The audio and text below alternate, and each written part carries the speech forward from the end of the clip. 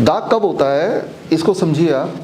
हमारे बॉडी में जब टॉक्सिन या ऐसे केमिकल इकट्ठे हो जाते हैं जब बॉडी ना तो किडनी बाहर नहीं फ्लश आउट कर सकती, किडनी का काम है इसको फेंकना, लेकिन नहीं फेंक पाती, तो हमारे बॉडी का तीसरा किडनी, स्किन को बोलते हैं थर्ड किडनी, स्किन को बोलते हैं थर्ड किडनी, दिमाग में रखिए। तो जैसे हम करते हैं यहाँ पे जो किडनी पेशेंट्स हैं, अगर आप देखें तो उनके किडनी दोनों फेल हैं और उनका यानी कि यूरिन पास नहीं हो रहा, तो उनका तीसरा किडनी कौन सा है? स्किन है। तो हम उनको गर्म पानी बिठाते हैं तो उनके पसीने आते हैं, आपको भी आया जब जो लोग बैठे होंगे, तो पसीना जो है उसको अगर वो ड्रॉप को हम लेते हैं और उसको केमिकल एनालाइज करेंगे तो आप यूरिन पेशाब का केमिकल एनालिसिस और पसीने का दोनों सेम है। पेशाब के अंदर जो जो चीज़ मिलेगी और पसीने के ड्रॉप में भी वही मिलेगा। तो मतलब पसीने के रास्ते बॉडी निकाल देगा वो चीज़ जो किडनी नहीं निकाल पा रहा था यूरिन के रास्ते। लेकिन इसका मतलब आपके स्किन पे बोझ भी बढ़ गया है। स्किन पे जब बोझ बढ़ेगा तो कई बार इस तरह की दिक्कतें आएंगी जो आप दाग देख रहे हैं। लेकिन जब धूप में बैठेंगे, सनलाइट होगी, तो बॉडी के सिस्टम रेगुलराइज हो जाते हैं। तो बोलने का मतलब ये कि अगर आप धूप दिखाते हैं, धूप में 1-2 घंटे बैठते हैं तो उसका अच्छा प्रभाव पड़ेगा, फ़ायदा होगा आपको। वो और बढ़ेगा नहीं, धीरे धीरे कम होने लगेगा। 2 बातों का ध्यान रखना है। एक तो time of eating should be limited, जो कि आप बोल ही रहे हैं 8 घंटे। दूसरा इसका एक कनेक्शन है सनसेट से भी। 8 तो कर दिया, लेकिन सनसेट के होने के भी 2 घंटे बाद आपने खाया। यहाँ एक इंपॉर्टेंट बात बताता हूँ, बड़ी इंटरेस्टिंग और इम्पॉर्टेंट, खासतौर पे आप में से जो डायबिटीज़ के दवाइयाँ लेते हैं या डायबिटीज़ के मरीज़ हैं। इसे कहते हैं रूल ऑफ 8। रूल ऑफ 8 ये दिमाग में रखिए जो डायबिटीज़ के पेशेंट हैं या जब भी डायबिटीज़ कॉन्टेक्स्ट में। सुबह 8 बजे, जैसे अभी 8 से 10 के बीच में, हमारा जो पेनक्रियाज है वो इंसुलिन बड़ा तेज़ी से बनाता है। लेकिन रात को 8 बजे हमारा पेनक्रियाज सो जाता है। तो यानी कि मान लो एक थाली खाना, करीब 1 केजी खाना आप खाते हैं, वो खाना कुछ भी हो, चाहे दाल रोटी चावल वही हो जो स्टैंडर्ड खाते हैं, सुबह अगर वो खाएंगे, एक एक्सपेरिमेंट करके देख सकते हैं कल ही, चाहे तो आज भी कर सकते हैं। आपने सुबह या इन 3 दिनों में ब्लड शुगर आपका चेक हुआ ही है, उससे भी अंदाज़ा लगा सकते हैं। सुबह मान लो 1 प्लेट खाना खाया, दाल रोटी सब्जी जो भी आप खाते हैं और चावल, और उसको मेजर कर लीजिए कितना, मान लो वो 700 ग्राम है फॉर एग्जांपल, खा लिया। 2 घंटे बाद ब्लड शुगर देखेंगे, मान लो वो 140 हो जाता है। एग्जैक्ट सेम खाना सुबह 8 बजे की जगह रात को 8 बजे खाएंगे, अब 2 घंटे बाद देखेंगे तो 140 की जगह वो 240 दिखाएगा। क्यों? क्योंकि रात को हमारा जो पेनक्रियाज का बॉडी क्लॉक है 8 बजे के बाद वो बोलता है मैं सोने जा रहा हूँ, तो इंसुलिन प्रोडक्शन बहुत ही कम हो जाता है। तो सेम खाना कब किस टाइम पे खा रहे हैं उस पर निर्भर करता है कि आपका ब्लड शुगर कैसा रहेगा। तो टू आंसर योर क्वेश्चन, आपने बोला मैं सुबह 12 से 8 तक खाऊंगी, लेकिन 8 बजे जब आप अपना आखिरी मील ख़त्म कर रहे होंगे, ये वो वाला समय हो रहा है जब पेनक्रियाज ऑलरेडी सोने चला गया है, जबकि 6 बजे वो एक्टिव था। तो लेकिन आप डायबिटीज़ के पेशेंट नहीं हैं, आपको ब्लड शुगर की उतनी प्रॉब्लम नहीं है, तो आपके पास ये फ्लेक्सिबिलिटी फिर भी है कि कोई बात नहीं 12 से 8 भी चलेगा, राइट। लेकिन जो जिनका प्रायोरिटी जो इंसुलिन डिपेंडेंट है, हालांकि यहाँ पे कोई भी नहीं है, उनको मैं बोलता हूँ कि आप तब तक ही खाओ जब तक आपका पेनक्रियाज पूरी तरह ताकतवर है। और पेनक्रियाज का नियम है कि वो रात के 8 बजे के बाद वो सोने चला जाता है। मैंने क्यों नियम है ये भी मैंने बताया कि 2.5 मिलियन साल पहले जब आग नहीं हुआ करता था, उस वक्त का जो बॉडी क्लॉक बना हुआ है, हमारे बॉडी के ऑर्गन्स उसी को फॉलो कर रहे हैं लगभग आज भी। और जैसे हम उस वक्त वाले लाइफस्टाइल के आसपास चले जाते हैं तो बीमारियां गायब होने लगती हैं। तो 8 या 6 नहीं, आप तो पहले तो बताया आपने 6 बजे तक, सनसेट 6 बजे तक, तो अभी जो आप बता रहे हैं 8 बजे तक। नहीं 8 बजे इन्होंने प्रमोट अपना नहीं, 8 पेनक्रियाज जो सोने चला जाएगा वो 8 बजे या 6 बजे? पेनक्रियाज चला जाता है 8 बजे। 8 बजे, हाँ। तो 8 बजे के पहले तक ले सकते हैं? 8 बजे से पहले, 6 से 8 के बीच में फ्लेक्सिबिलिटी है।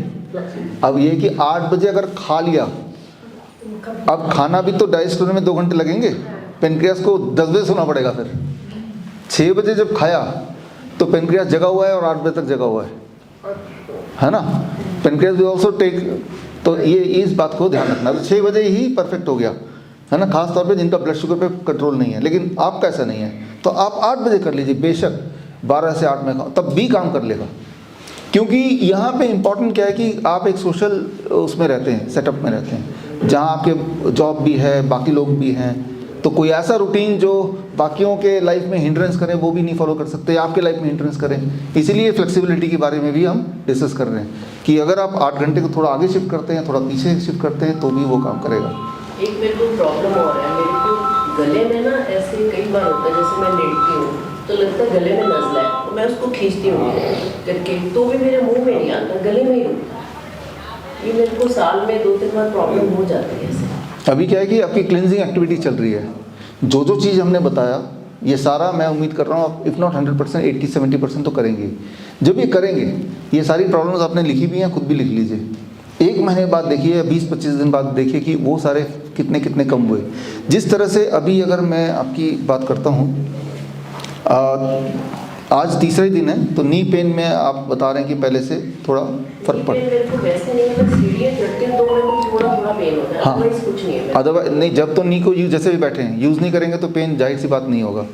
अब तीसरे दिन आप सीढ़ियाँ चढ़ते हैं तो इन कंपैरिजन टू पहले दिन कितना फ़र्क है ये देखना है, और हर दिन देखना है, क्योंकि जब चढ़ तो रहे ही हैं, तो अब महसूस किया कि आप पेन है क्या, तो आप देखेंगे कि हर दिन थोड़ा थोड़ा कम होगा। मतलब मेरे को अवॉइड नहीं करना चाहिए सीढ़ियाँ चढ़ना। हाँ, ये एक इम्पॉर्टेंट सवाल है, अवॉइड करना चाहिए। अभी अगर तो पेन हो रहा है और अवॉइडेबल है कि नहीं चलने से भी काम चल सकता है। एक तो होता है कि हमें फोर्सफुली हम वॉक कर रहे हैं क्योंकि वॉक करना अच्छा होता है, लेकिन वॉक करते वक्त पेन हो रहा है तो बॉडी ये बोल रही है कि अभी रुक जाओ, क्योंकि पेन का मतलब उस वक्त डैमेज बढ़ता जा रहा है। तो एक नियम याद रखिए कि पेन के बावजूद भी वो काम नहीं करना है। जैसे आप बोल रहे हैं नॉर्मल चलने से दर्द नहीं हो रहा तो नॉर्मल चलिए, ठीक है, लेकिन स्टेयर चढ़ने से तो उसको अवॉइड करना है। जैसे जहाँ अवॉइडेबल नहीं है वहाँ तो धीरे धीरे चलेंगे ही, लेकिन वो सिर्फ जहाँ अवॉइडेबल नहीं है ना। जैसे अगर आप घर में बाइसाइकिल रखेंगे उससे करेंगे तो उसमें दर्द नहीं होगा, मोस्ट वो चला सकते हैं, क्योंकि हमें मोबिलिटी भी चाहिए, बिल्कुल हमें एक जगह बैठ नहीं जाना है। तो to answer your question, pain के बावजूद भी हमें कोई काम नहीं करना है। Pain is a indication, brain बोल रहा है कि आप जब ये कर रहे हो तो वो टूट रहा है और या वो इन्फ्लेम हो रहा है, और ठीक है। लेकिन आप टेस्टिंग कर सकते हैं, हाँ 5 दिन हो गए, आप देखें वही वाला काम करने से क्या दोबारा दर्द हो रहा है, आप एहसास करेंगे नहीं हो रहा है, इसका मतलब ये काम आप करना शुरू कर सकते हैं। इस तरह से आप नज़र रख सकते हैं अपने पेन के थ्रेशोल्ड पे। The kind of lifestyle which you are living here in last 2 days, it will automatically help you to bring your blood sugar down if it is high. If it is already normal तो further और नीचे नहीं करेगा, लेकिन जिनका ज़्यादा high रहता है उनका नीचे आ जाएगा। टेनिटस, टेनिटस क्या है ये आपको पता है? हर वक्त एक आवाज़ आना, जैसे आप बैठे कुछ ना कुछ आवाज़ आती रहेगी जो किसी को नहीं सुनाई देगी लेकिन आपको डिस्टर्ब करेगी। हर वक्त लगता है कान, जैसे मान लो एक मच्छर है वो कान के यहाँ घूमता रहेगा तो एक आवाज़ आएगी ना, and that is disturbing, then you will try to remove it, but that is a physical thing. लेकिन अगर मच्छर ना हो लेकिन वही वाला आवाज़ आता रहा तो so that is called tinnitus. Now why it happens and what we can do, 2 things, why it happens और क्या करना है। Why it happens, there are many factors. कान के अंदर there are inflammation, like knee का इन्फ्लेमेशन, इनका knee का इन्फ्लेमेशन, इनका कान का inflammation. Why it happens, why it happened to him. अभी देखिए जैसे मेरे जेब में अभी मोबाइल फ़ोन है, आपके पास भी जेब में मोबाइल फ़ोन पड़ा है, यहाँ पे एक कैमरा रखा हुआ है, यहाँ पे एक टीवी रखा हुआ है, कोई चार्जिंग में चार्जिंग पोर्ट कर रहा है, तो because of that it increase the electromagnetic field of this area. Electromagnetic field ज़्यादा जब होता है कुछ लोगों को, those who are sensitive, it causes tinnitus. तो what is the solution? Solution is at least when you are going to sleep, रात को उस वक्त आपका इलेक्ट्रोमैग्नेटिक फील्ड को मिनिमाइज़ कर दो, ज़ीरो कर दो। कैसे करना है?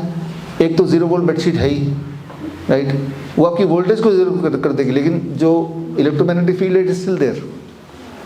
इलेक्ट्रोमैग्नेटिक फील्ड मैं कैसे ज़ीरो करता हूँ अपने घर का सोते वक्त, because that is the time जब हमारी बॉडी की रिपेयर वर्क चलता है, उस वक्त बीच में कोई भी ऐसा अड़चन ना है।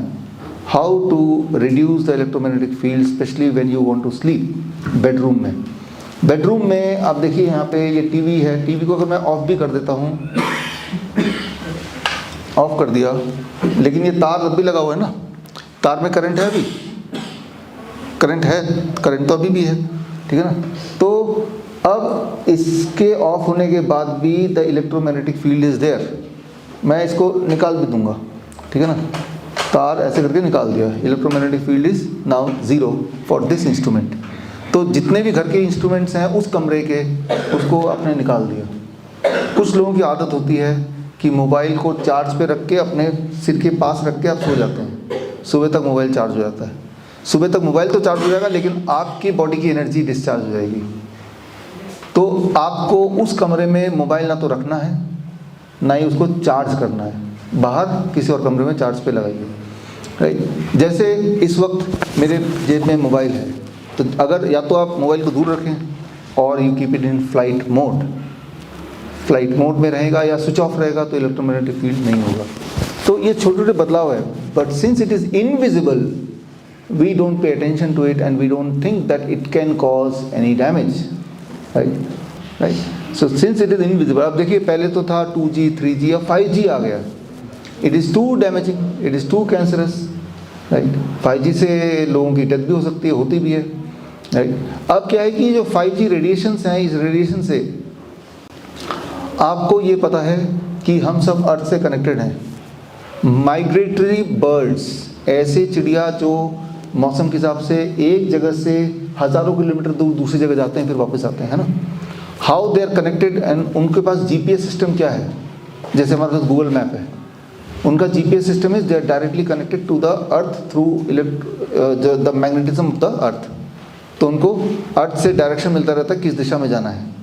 लेकिन जो 5G आ गया, इससे पहले 4G था, ये उससे इंटरफेयर करता है। इंटरफेयर करने से they are now misguided, they are directionless. जब डायरेक्शन लेस होकर उड़ेंगे तो कोई ऐसी जगह पहुंच जाएंगे जहां पे उनका हैबिटाट या उनके रहने का प्रबंध नहीं हो, जहां वो जाना नहीं चाहते, एंड दे डोंट सर्वाइव। तो पक्षियाँ भी मर रही हैं अभी, छोटे छोटे बहुत सारे इंसेक्ट हैं जो एक टाइम पे हुआ करते थे वो ख़त्म हो गए। तो बहुत सारे पक्षियाँ, बहुत सारे इंसेक्ट्स, बहुत सारे फ्लाइज वो धीरे धीरे मरने लगे। तो यानी कि इलेक्ट्रोमैग्नेटिक फील्ड से मरते तो हैं, बर्ड्स भी मर रही हैं, इंसेक्ट भी मर रहे हैं, तो हमारे ऊपर भी प्रभाव पड़ ही रहा है उसका। उस प्रभाव को मिनिमाइज़ कैसे करना है, जिस कमरे में आप सो रहे हैं वहाँ पे वाईफाई बंद कर सकते हैं रात को सोने से पहले, इतना तो कर ही सकते हैं। There should not be any mobile phone, there should not be any electronic gadgets, and if there are some gadget they can not be taken out. ये स्विच ऑफ कर दिया, उसका तार निकाल दिया ताकि वहाँ पे इलेक्ट्रिक ट्रैवल कम हो जाए। Because of that we are talking of electromagnetic field.